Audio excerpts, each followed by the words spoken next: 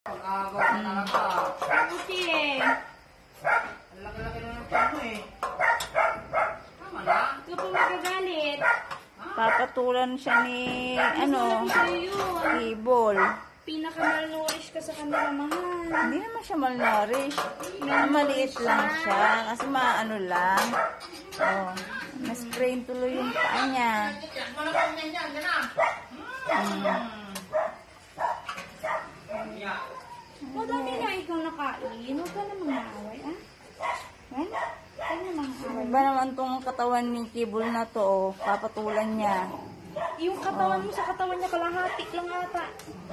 Hindi naman sakit yung paa. Hindi naman sakit. Hindi naman sakit yung paa. Hindi naman sakit. Ano na niya. Ay, apak niya na.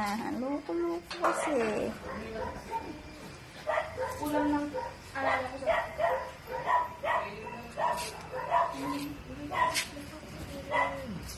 Kulang pa. Meron pa ba dyan? Wala na.